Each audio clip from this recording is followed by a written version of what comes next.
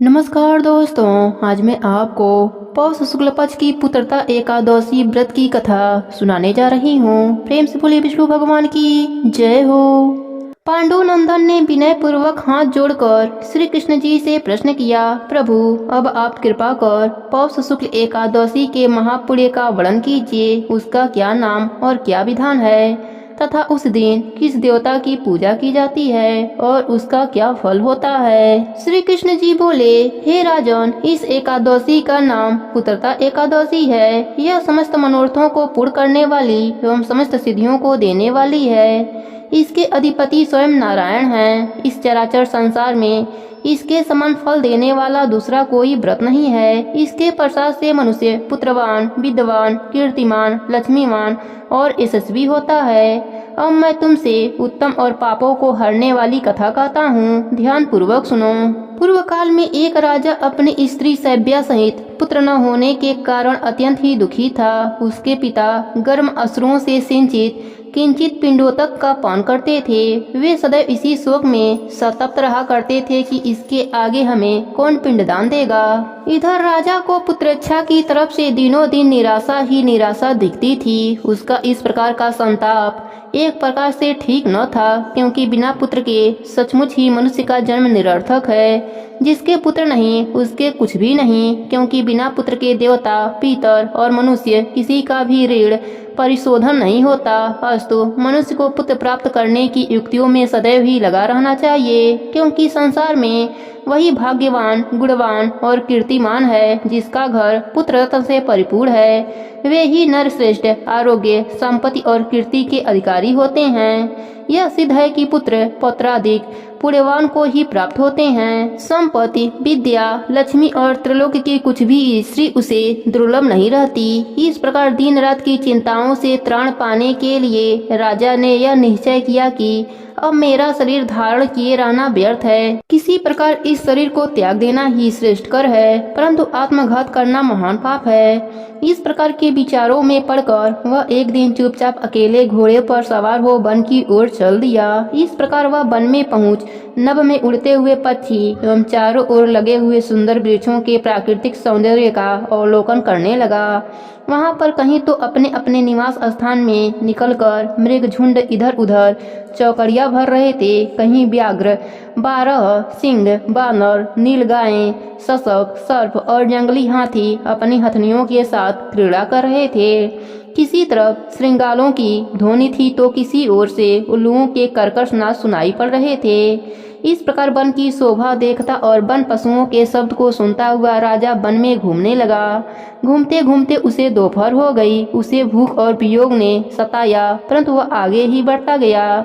आगे चलकर उसने देखा कि एक अत्यंत सुंदर सरोवर है, जिसके किनारे अत्यंत सुंदर, मनोहर और दिव्य स्वरूप वाले नाना प्रकार के पक्षी, सारस, हंस, मोर और चकोर चारों ओर घूम रहे हैं और बहुत से ऋषि मुनि वहां पूजन और ध्यान में मग्न हैं। वहां प्रवेश करते ही राजा के दक्षिण नेत्र और बाहु फड़फड़ाने लगे और मन में एक प्रकार का उत्साह सा प्रतीत हुआ।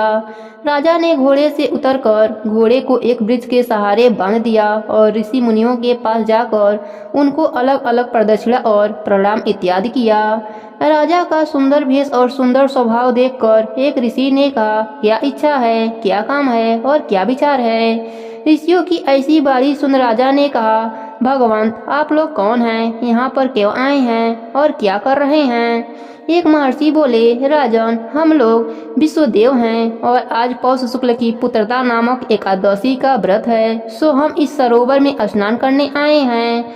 हमने अपना संपूर्ण हाल बता दिया, अब आप कहिए। राजा बोला, भगवान मैं भी एक निसंतान और अभागा मनुष्य हूँ और पुत्र की इच्छा रखता हूँ। यदि आप लोग मुझे किसी प्रकार भी एक पुत्र दें तो मैं अपने को धन्य मानकर जन्म जन्म के लिए आपका ऋणी हो जाऊंगा। ऋषियों ने कहा, राजन आज पुत्रता एकादशी है। इसका व्रत अत्यंत उत्तम और निसंदेह ही पुत्र को देने वाला है। आप नियम पूर्वक एकादशी व्रत को धारण कीजिए। निसंदेह ही एकादशी के पुण्य फल एवं हमारे वचनों के प्रभाव से तुम्हें पुत्र होगा। ऋषियों की ऐसी बारी सुन राजा अत्यंत प्रसन्न हुआ और उनके बताए हुए विधि विधान से एकादशी का व्रत कर द्वादशी को पारण कर ऋषियों से विदा हो अपने भवन में आया। परमात्मा के अनुग्रह एवं एकादशी के पुण्य और प्रताप से तथा ऋषियों के आशीर्वाद से राजा की रानी ने गर्भ धारण किया और यथासमय सुंदर, स्वरूपवान, तेजवान और भाग्यवान पुत्र उत्पन्न किया। राजपुत्र अत्यंत शीघ्रता पूर्वक बढ़ने लगा और शीघ्र ही बड़े हो पितृ सेवा तथा अपनी प्रजा की सेवा करने लगा। इतनी कथा का भगवान श्री कृष्ण ने कहा, राजन, इस एकादशी का व्रत जो लोग करते हैं उनको अवश्य ही पुत्र की प्राप्ति होती है और वे इस लोक में नाना प्रकार के सुखों का उपभोग कर अंतकाल में परम पद को प्राप्त करते हैं। जो लोग इसकी कथा को कहते एवं भक्ति पूर्वक सुनते हैं उनको सहस्त्रों अश्वमेध करने का फल प्राप्त हो जाता है। प्रेम से बोले विष्णु भगवान की जय हो, एकादश माता की जय हो। एक समय की बात है, एक नगर में एक राजा राज्य करता था। वह बहुत ही धार्मिक प्रवृत्ति का था। उस राजा को समय आने पर 2 कन्याओं का जन्म हुआ।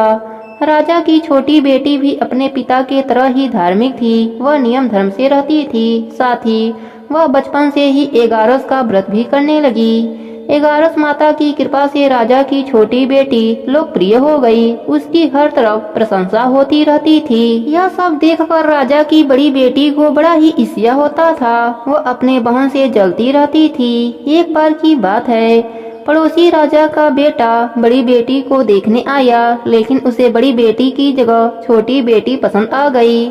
अब तो बड़ी बहन अपने छोटी बहन से और भी अधिक जलने लगी। वह अपने बहन को मारने के नए नए तरीके अपनाती है। एक बार खाना में जहर मिलाकर उसे खिलाने की कोशिश करती है। एक बार मटके में जहरीला सांप रखकर छोटी बहन के कमरे में रख देती है।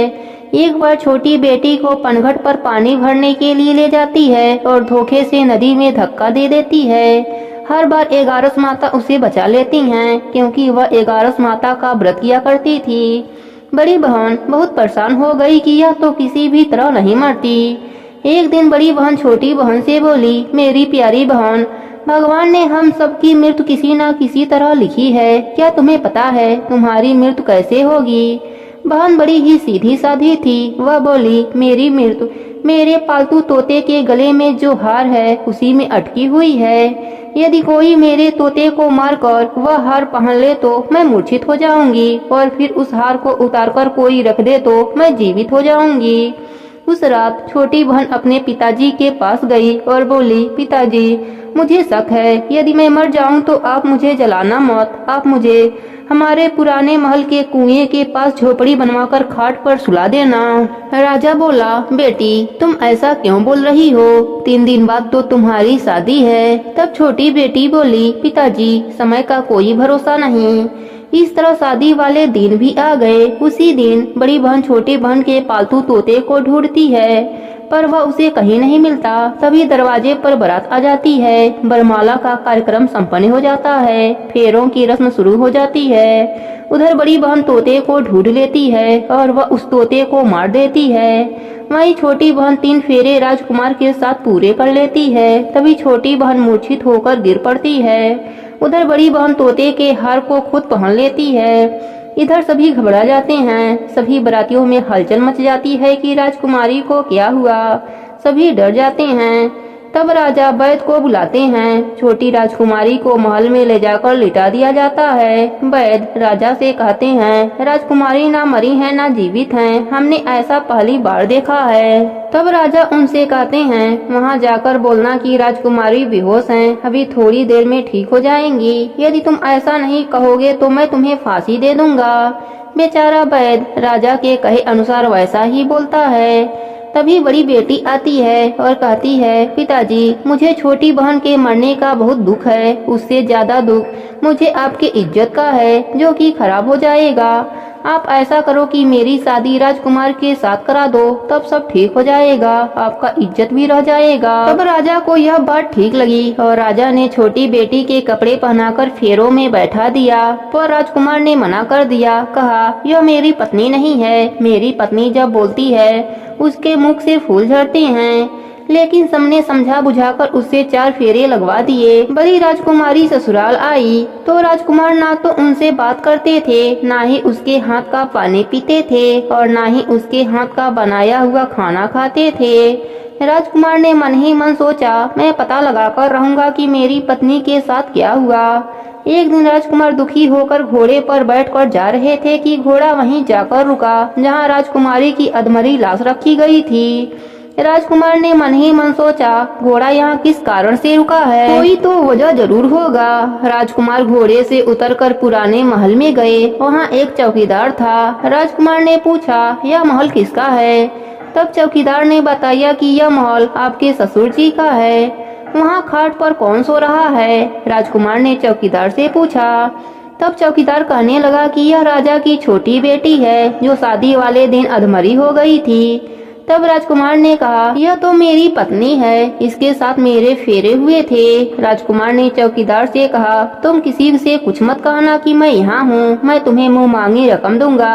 चौकीदार ने हाँ कह दिया और राजकुमार खाट के पास गया और बचे हुए फेरे खाट के साथ ले लिया। राजकुमार उस दिन वहीं पर रहा। छोटी रानी रात को खड़ी हो गई। उसने अपने पास अपने पति को देखा तो उसने बहुत रोया। राजकुमार ने पूछा, बड़ी अजीब बात है, तुम शादी वाले दिन मूर्छित क्यों हो गई थी? तुम्हारे पिताजी ने मेरी शादी तुम्हारी बड़ी बहन से करवा दिया और मैंने उसे स्वीकार ही नहीं किया है। अब तुम मुझे पूरी बात बताओ कि तुम दिन भर मूर्छित क्यों रहती हो? इस टाइम उठ कैसे गई, इसका भी राज बताओ।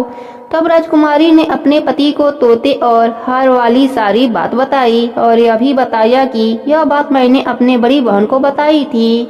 एक दिन उसने मुझसे मेरे मृत्यु का उपाय पूछा, तब मैंने उसे पूरी बात बताई थी। मेरी बड़ी बहन मुझसे बहुत ईर्ष्या करती है। उसने कई बार मुझे मारने की कोशिश की पर 11 माता ने मुझे हर बार बचा लिया।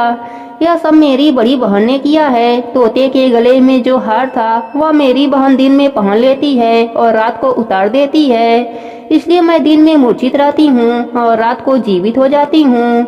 यदि वह हार मुझे वापस मिल जाए तो मैं हमेशा के लिए जीवित हो जाऊंगी। इतना सुनकर राजकुमार सुबह होते ही गुस्से से अपने महल गया और बड़ी बहन के गले से हार निकाल कर लाया और अपने पत्नी को पहना दिया।